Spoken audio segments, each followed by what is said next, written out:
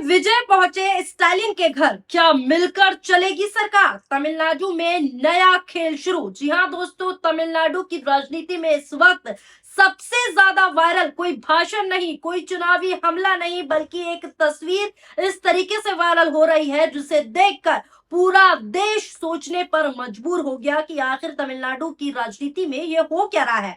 चुनाव में एक दूसरे पर हमला करने वाले दो बड़े चेहरे अचानक आमने सामने आ गए हैं। एक तरफ नए मुख्यमंत्री विजय, दूसरी तरफ पूर्व मुख्यमंत्री के स्टालिन। और फिर जो हुआ उसने तमिलनाडु की राजनीति में नई चर्चा छेड़कर रख दी है। लोग पूछ रहे हैं कि क्या तमिलनाडु में अब टकराव नहीं बल्कि मिलकर राजनीति होगी? क्या मिलकर सरकार चलेगी?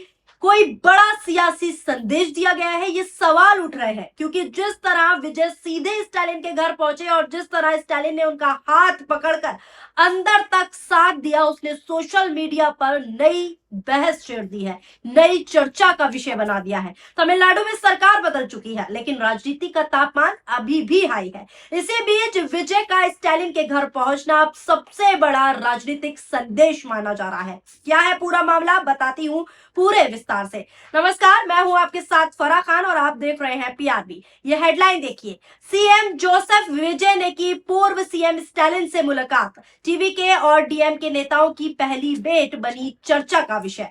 अगली हेडलाइन देखिए, सीधे स्टालिन के घर पहुंच गए सीएम विजय और लगा लिया गले।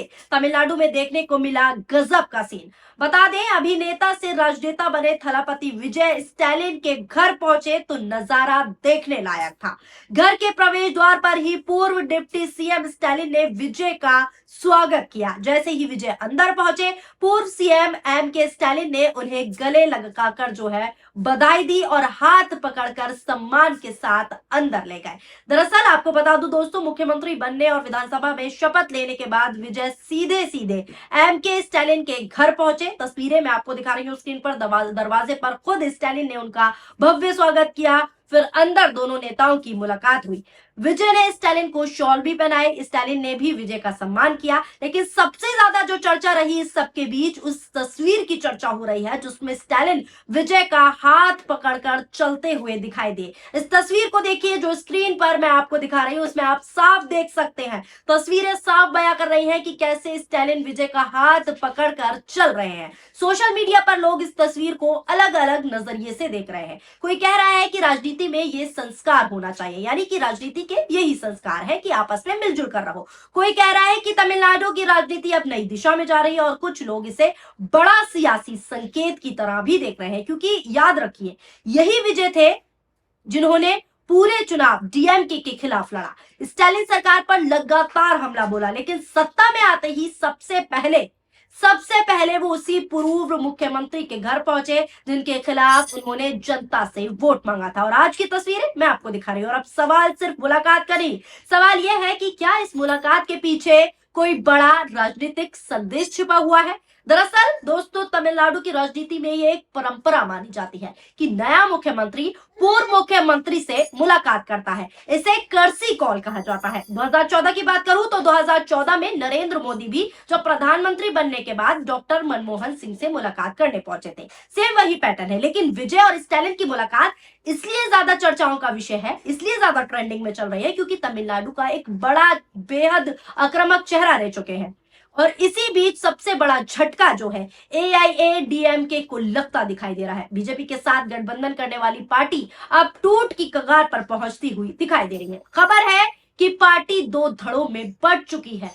एक तरफ पलानीस्वामी गुट है तो दूसरी तरफ शानमुगम गुट। दावा किया जा रहा है कि कई विधायक नेतृत्व बदलने की जो है मांग कर रहे हैं, क्योंकि लगातार हार के बाद पार्टी के अंदर ही अंदर नाराजगी जो है बढ़ती हुई दिखाई दे रही है। एक तरफ लगातार हार के बाद पार्टी के अंदर नाराजगी की खबरें आ रही हैं, तो वहीं दूसरी तरफ विजय की जीत सिर्फ सरकार बदलने तक सीमित नहीं रही, बल्कि इस जीत ने तमिलनाडु की पूरी राजनीति को हिला कर रख दिया है और एक नए मोड़ पर लाकर रख दिया है। बताया जा रहा है कि एआईएडीएमके ने कई विधायक जो है पहले ही चाहते थे एआईडीएमके के कई विधायक की विजय को समर्थन दिया जाए, लेकिन बात नहीं बन पाई।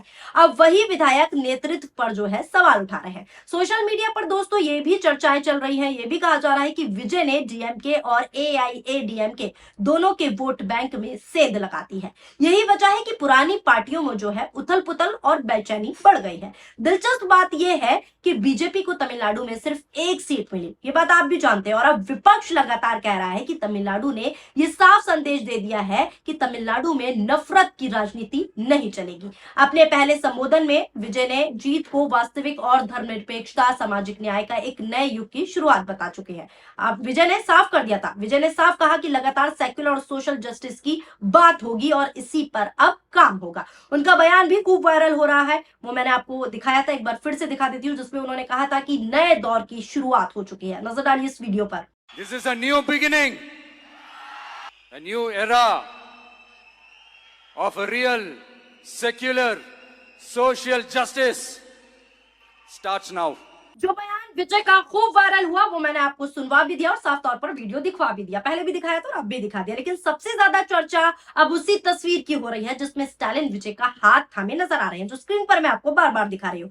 लोग इस तस्वीर को राजनीतिक का सबसे बड़ा जो है सभ्य चेहरा बता रहे हैं राजनीति का। कई यूजर्स लिख रहे हैं कि मतभेद हो सकते हैं लेकिन मनभेद नहीं होना चाहिए। वहीं कुछ लोग इसे तमिलनाडु में नए राजनीतिक समीकरण की शुरुआत भी बता रहे हैं। तेजस्वी ने भी इसी पर ट्वीट किया और तेजस्वी यादव ने सीएम विजय और एमके स्टालिन की मुलाकात पर खुशी जाहिर की करते हुए उन्होंने पोस्ट किया और इस पोस्ट में लिखा कि ये होती है मर्दों वाली राजनीति। भारतीय राजनीति के इतिहास में जब तमिलनाडु का इतिहास लिखा जाएगा तो एमके स्टालिन का नाम सुनहरे अक्षरों में लिखा जाएगा। आगे तेजस्वी इस पोस्ट में लिखते हैं कि गोदी मीडिया ने कल एक झूठी खबर चलाई कि डीएमके और एआईएडीएमके के बीच गठबंधन होने जा रहा है। एमके स्टालिन ने आज इनके सारे झूठ का पर्दाफाश करते हुए साफ कर दिया कि हम अपने दुश्मनों के साथ गठबंधन नहीं करेंगे। यानी तेजस्वी यहाँ बीजेपी पर कटाक्ष बोल रहे हैं और साथ में लिखा उन्होंने कि हम बीजेपी और आरएसएस वाली विचारधारा के साथ कभी नहीं जाएंगे और ना ही कांग्रेस ने हमें धोखा दिया है।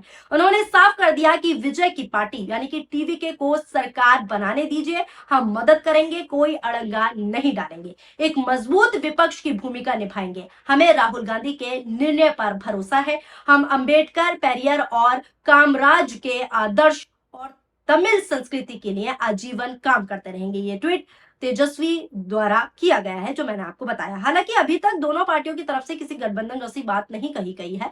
विजय इस वक्त तमिलनाडु की राजनीति का सबसे बड़ा और सबसे चर्चित चेहरा जो है दोस्तों बन चुके हैं। हर जगह विजय छाए हुए हैं। फिल्मों से राजनीति तक का उनका सफर अब सत्ता तक पहुंच चुका है। लेकिन अब असली चुनौती सरकार चलाने की है। असली चैलेंज यही है, सरकार कैसे चलेगी। खुद विजय कह चुके हैं कि फिल्मी दुनिया और असली जिंदगी अलग अलग होती है। जनता की उम्मीदें बहुत बड़ी हैं और उन्हें धीरे धीरे पूरा करना होगा। वहीं स्टालिन ने एक बयान भी दिया था, पहले का बयान है, और उसमें उन्होंने तीखी प्रतिक्रिया देते हुए कहा था कि नए मुख्यमंत्री को जल्द ही ये समझ आ जाएगा कि जनता से किए गए वादों को पूरे करने की वास्तविक प्रशासनिक चुनौतियां क्या होती है। लेकिन स्टालिन की पार्टी जो है विपक्ष में जरूर है, लेकिन उनका अनुभव आज भी ये माना जाता है कि तमिलनाडु की राजनीति में सबसे बड़ा है। इसीलिए जब दोनों नेता साथ दिखाई दिए तो लोगों ने इसे सिर्फ औपचारिक मुलाकात नहीं माना, बल्कि पूरे सोशल मीडिया पर इसे तमिलनाडु की राजनीति में एक नया अध्याय की शुरुआत की तरह देखा और यही चर्चाएं चलने लगी। तमिलनाडु में सत्ता बदल चुकी है, विजय मुख्यमंत्री बन चुके हैं, लेकिन अब राजनीति जो है सिर्फ जीत हार तक सीमित नहीं रह गई, बल्कि ये एक तस्वीर जो मैं आपको दिखा रही हूँ, यह हाथ पकड़े हुए वाली तस्वीर ने पूरे नैरेटिव को बदल दिया है। स्टालिन का हाथ थामे विजय की तस्वीर अब पूरे देश में वायरल है और इसी के साथ एक सवाल भी तेजी से उठ रहा है, क्या तमिलनाडु में अब टकराव की राजनीति कम होगी? क्या अनुभव और नई राजनीति साथ साथ चलेंगे, यानी स्टालिन और विजय साथ साथ चलेंगे, या फिर यह सिर्फ भ्रष्टाचार था जिसके पीछे कोई बड़ा सियासी खेल नहीं? क्या मिलकर सरकार चल सकती है? क्या ये मिलकर सरकार चलाने वाली नई शुरुआत है? ये तमाम तरह के सवाल उठ रहे हैं। फिलहाल आपको क्या लगता है इस तस्वीर को देखकर कि क्या वाकई मिलीजुली सरकार चल सकती है? आपकी प्रतिक्रियाएं हमारे लिए बेहद महत्वपूर्ण है। आप अपनी प्रतिक्रियाओं से क्या राय रख रहे हैं वो हमारे लिए महत्वपूर्ण है। आप अपनी प्रतिक्रियाएं जरूर दीजिएगा। वीडियो पसंद आई हो तो वीडियो को लाइक कीजिए और हमारे चैनल पीआरबी को सब्सक्राइब करना ना भूलें। शुक्रिया, धन्यवाद, नमस्कार, जय हिंद, जय भारत।